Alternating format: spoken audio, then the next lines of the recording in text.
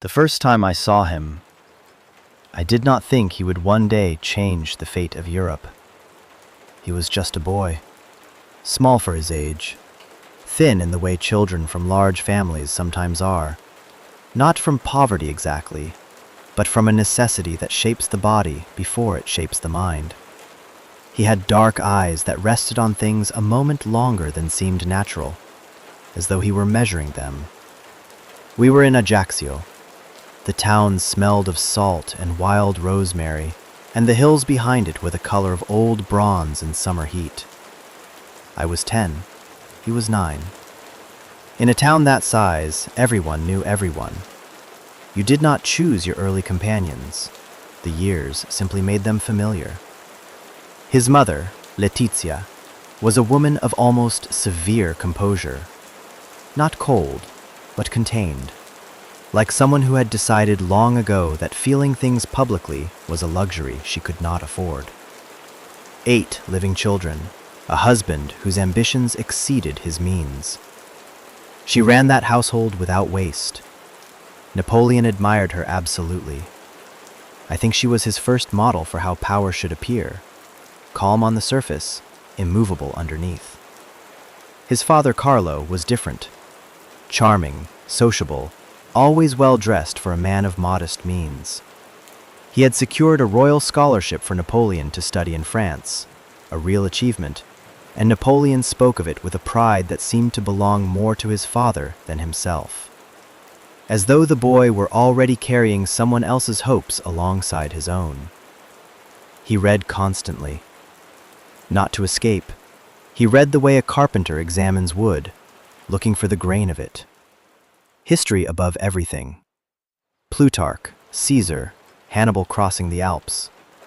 He spoke about these men with an animated possession, as though they were not stories about the dead, but dispatches from a campaign he personally intended to join. One afternoon we were sitting on the wall above the harbor, watching fishing boats come in. The light was going gold over the water. He was quiet for a long time. Napoleon never filled silence for the sake of it. Then he said, without drama, "Ajaccio is too small." I thought he meant the harbor. I mentioned Toulon, Marseille. He looked at me with that expression, patient, slightly amused, that I would come to know over decades. "Not Ajaccio," he said. "All of this. It's too small." There was nothing theatrical about it. Just an assessment. A boy measuring himself against something he could not yet name and finding the frame insufficient. The morning he left for France, I was at the harbor. He embraced his mother for a long moment. She held herself straight. He held himself straight. Neither of them cried. Whatever they felt was folded somewhere none of us could see. He walked up the gangway without looking back. I watched him go. I did not yet understand that I was watching the beginning of something. None of us did. Corsica does things to people. The landscape is not gentle, hard and perfumed and beautiful in a way that has something ferocious underneath. He carried it inside him even later, standing in Versailles, surrounded by the greatest luxury Europe could produce. There was always something in him that remained slightly outside, observing the room, measuring it, never quite seduced. The boy from those rocky hillsides never disappeared. He simply learned, over time, to dress him in better clothes. Chapter 2. Military School and Isolation. I did not see him for nearly 6 years after he left Ajaccio. When I next encountered him in Paris, the change was striking. Not in the fundamental nature of him. The stillness was still there, the measuring quality in his eyes. But he had been through something that left its mark, and the mark was loneliness. Not the temporary loneliness of a homesick child. Something more decided, something built into him, stone by stone, during those years at Brienne. He had arrived at the military school at 9 years old, a Corsican boy. His French was imperfect. His accent provoked mockery. He did not know the references the other boys made. did not carry the easy confidence of boys who had grown up belonging somewhere recognized. He was an outsider in a place that noticed outsiders immediately and forgave them slowly, if ever. He responded by withdrawing into mathematics. He said it to me once, flat and factual. At Brienne, numbers were the same for everyone. A mathematical proof does not care where you were born. In a world where every other distinction was used against him, he found a territory where merit was the only currency, and he accumulated it in extraordinary amounts. His father died during those years. Carlo Bonaparte, charming, ambitious, not quite successful Carlo, died of stomach cancer when Napoleon was 15. I read a letter Napoleon wrote home during that period, years later. What struck me was not its grief, but its structure. He listed practical arrangements. He assessed the family's finances with clinical precision. Only at the very end, in a single sentence, did something human appear, and then it was immediately sealed over by the next practical observation. Gone, like a flame in wind. That was how he grieved. One breath of the real feeling, then back to the problem. When I found him in Paris, he was finishing his training at the École Militaire. 16 years old, moving through his coursework at a speed that unsettled his instructors. One examiner wrote that he had exceptional quickness, but a marked impatience with conclusions already established. He did not like to be told how something ended. He wanted to arrive at the ending himself, by his own route. I remember walking with him one evening along the Seine. Autumn, the river pewter gray, the light failing. He asked what I thought of Paris. I said I found it overwhelming. He nodded, looking at the water. Paris is not France, he said. France is out there. He gestured east, into the dark. It is a thing that needs to be organized. And things that need to be organized are eventually organized. I asked if he meant by himself. He looked at me, not quite a smile, something more private. I mean, it will happen, he said.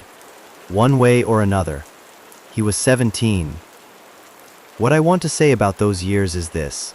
Napoleon was genuinely lonely in a way he would have been the last to admit. He was not without company. He could draw people to him when he chose. But there was a layer of glass between him and everyone else. Glass he had installed himself during those cold years at Brienne, and he could never quite remove it. Even with people who were close to him. Even, sometimes, with me. I once asked him, years later, whether he had been happy at Brienne. He was quiet for a moment. Outside, wind moved through a camp, and somewhere a horse stamped in the dark. I was useful there, he said finally. I learned what I needed to learn. Not yes. Not no. Useful. That was the category he had for it. I think he believed, genuinely, that happiness was unreliable. It came and went and could not be engineered. But usefulness could be measured. Improved. Directed.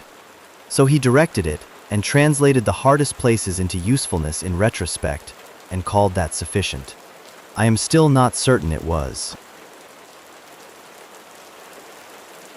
Chapter 3. Rise in the Army and First Victories. When the revolution came, it came the way large things always do. Slowly, then all at once, so fast that by the time you understood what was happening, the old world was simply gone. What it gave Napoleon was this: it removed the ceiling. Under the old order, advancement at the highest levels belonged to noble blood. Napoleon had risen to the point talent alone could carry him. But the heights, the real commands, those were reserved. The revolution shattered that reservation. And Napoleon was standing underneath when the glass came down. The siege of Toulon in 1793 was the moment that changed everything. I was not present, but I heard it from Napoleon himself months later, in a drafty room in Paris over bad wine. He told it the way he told most things, precisely, almost technically, the emotion living only in the spaces between facts.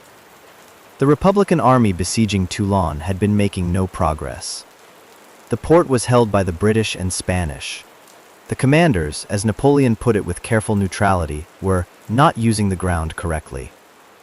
He arrived as a junior artillery officer and immediately saw what others had missed, a promontory called Fort Ledguillet that commanded the entire harbor.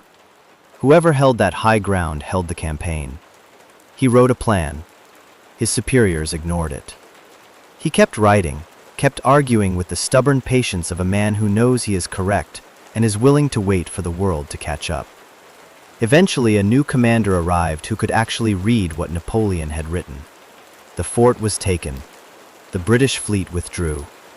Toulon fell in December 1793. Napoleon was 24.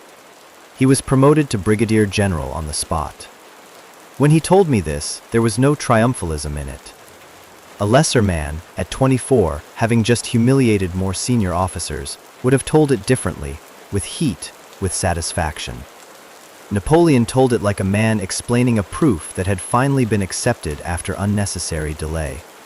The ground was always the same ground, he said. They just weren't looking at it. That quality, seeing what was actually there rather than what convention had decided was there, was the foundation of everything that followed. The Italian campaigns of 1796 demonstrated it at full scale. He was given command of the Army of Italy, underfed, undersupplied, demoralized by months of stalemate. He walked among them, and they looked at this lean, young general with skepticism. He was not physically imposing. He did not have the bearing of the old commanders, that deliberate grandeur designed to communicate authority from a distance. What he had instead was something harder to describe. A quality of absolute certainty that was not arrogance. Arrogance performs, pushes outward. This was internal, like a structural fact. He was certain the way a bridge is certain. Not because it demands your confidence, but because it holds your weight. I visited him during the Italian campaign, briefly, at his headquarters outside Milan. The room was spare, maps on every surface, a candle burned nearly to nothing, papers covered in his compact handwriting. He had barely slept. He was also, unmistakably, the most alive I had ever seen him. "This is what it is for," he said, gesturing at the maps, at everything. Not boasting, just recognizing, with something close to relief, that the territory finally matched the scale of his thinking. He crossed the Alps when everyone said it could not be done in those conditions. He moved his army faster than opposing commanders thought armies could move. He fought 14 pitched battles in as many months and won them all, not through superior numbers but through superior tempo, always attacking before the enemy expected, always placing force at the precise point where the enemy was weakest, always thinking 2 moves ahead while his opponents were still processing the last one. I watched him study a battlefield once, before engagement. He stood on a low rise and looked at the ground below, the river bend, the slope of the fields, the placement of a farmhouse. And his expression was the same expression he had worn as a boy on the wall above Ajaccio harbor. Measuring. Calculating. Seeing the whole shape from above so that when he descended into it, he already knew where everything would be. Europe was beginning to understand what it was dealing with. It was only the beginning. Chapter 4. Power and Becoming Emperor. There is a particular quality that power has when it is still becoming.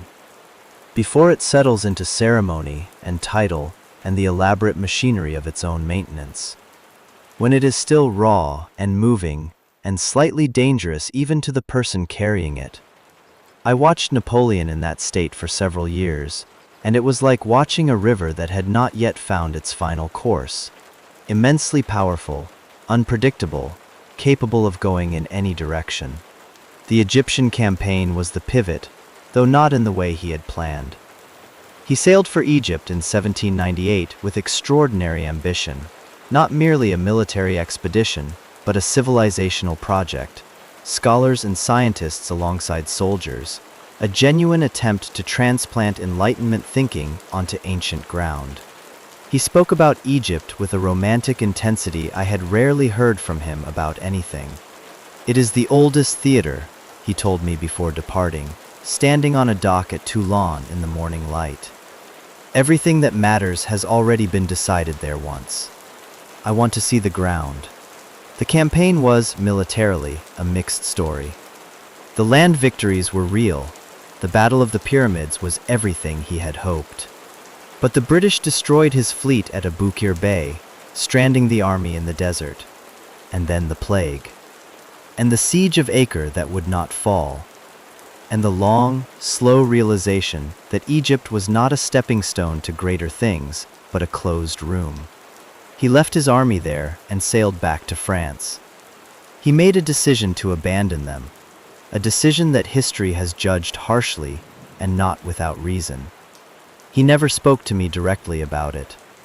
The subject had a particular quality of being closed, sealed, in a way that told me more than words would have. What he came back to was a France in chaos, the Directory corrupt and exhausted, foreign enemies pressing at every border, the population cynical and desperate for someone who could simply make things work. The coup of 18 Brumaire in November 1799 was, in retrospect, almost inevitable. Not because Napoleon was destined for it, but because the space for it existed, and he was the one person present who had both the will and the credibility to fill it. I was in Paris that night. The city had a strange quality, quiet in the way of a held breath, the streets half empty, the conversations in every tavern dropped to near silence when strangers entered. Something was happening. Everyone knew it. Most people, I think, were relieved. Napoleon became first consul. Then, gradually, first consul for life. Then, in 1804, Emperor of the French. I attended the coronation at Notre Dame. The cathedral was so full of candlelight it seemed to breathe. The Pope had come from Rome, an astonishing fact that I do not think has ever lost its astonishment. Napoleon sat through the ceremony with a composed attention that I recognized. He was watching it the way he watched everything, assessing it, filing it. And then, famously, he took the crown from the Pope's hands and placed it on his own head. I was standing far enough back that I could see both him and the crowd. The crowd's reaction was complex. Awe, certainly, but also something slightly stunned, as though the gesture had confirmed something they had half known and half feared. Afterward, I found a moment with him briefly in an antechamber. Just minutes. His schedule was absolute on such days. He was still in the coronation robes, which looked, on his small frame, slightly overwhelming in the way of very large furniture in a modest room. I said something inadequate about the ceremony. He nodded. Then he said quietly, almost to himself, 40 generations look down upon us. He had said something similar in Egypt, standing before the pyramids. He had a habit of placing himself inside historical time. Not vanity exactly, more like navigation. Locating himself on a map so large that most people couldn't even see its edges. I looked at him in those robes, in that antechamber, candles guttering in a draft from somewhere. And I thought of the boy in Ajaccio who had looked at the harbor and said it was too small. He had found a frame large enough. I was not yet sure what the cost of it would be. Chapter 5. Peak of Dominance and Mindset. At his peak, Napoleon controlled more of Europe than any single man since Charlemagne. I want to talk not about the campaigns, but about what he was like during those years. The private weather of a man at the absolute height of what he had made himself. He slept 4 hours, sometimes less. He had trained himself to fall asleep anywhere, in a carriage, between dispatches, and to wake completely without transition. He ate quickly and without interest. Food was fuel. He worked constantly, dictating to multiple secretaries simultaneously, pacing, breaking off mid-sentence to examine a map, then resuming perfectly. His mind moved faster than any system around him could follow. I spent time with him during the high years, between Austerlitz and Moscow, and what struck me most was not the grandeur, but the isolation inside it. He was surrounded constantly by people. He was never alone in the physical sense. But there was a solitude in him more complete than anything I had seen at Brienne. Power at that scale isolates not because people leave you, but because they stop being honest with you. Everyone in that court was managing him, his reactions, his moods, his favor. Everyone performed a version of themselves calibrated to what Napoleon wanted to see. He knew this. He was too intelligent not to. He said to me once, at Fontainebleau, the forest dark outside, some music playing from a distant room, "The difficulty is not knowing what to do. The difficulty is knowing what is actually true. Everyone tells me what they want me to hear." I asked how he found the truth underneath. He smiled. "Follow the numbers," he said. "Numbers don't flatter." He was also, during those years, capable of extraordinary warmth. He could be genuinely funny, dry, quiet, gone before most people realized it had appeared. He knew his soldiers by name, remembered their histories, asked after their families. They felt it. It was why they followed him into conditions that should have been insupportable. With Josephine, the tenderness was real and complicated and eventually very painful. When he divorced her, for dynastic necessity, for an heir, the political logic was sound and the personal cost was visible to anyone who knew him. He did not speak of it to me directly. But in the months after, something was slightly diminished in him. A particular light gone from a room that was otherwise still fully lit. You noticed the absence more than the presence of everything else. His son was born in 1811. I saw Napoleon with a child once, just once, and it was one of the few times I saw him look genuinely unguarded. He held the boy with a careful, bewildered tenderness, and for a moment he was not the emperor.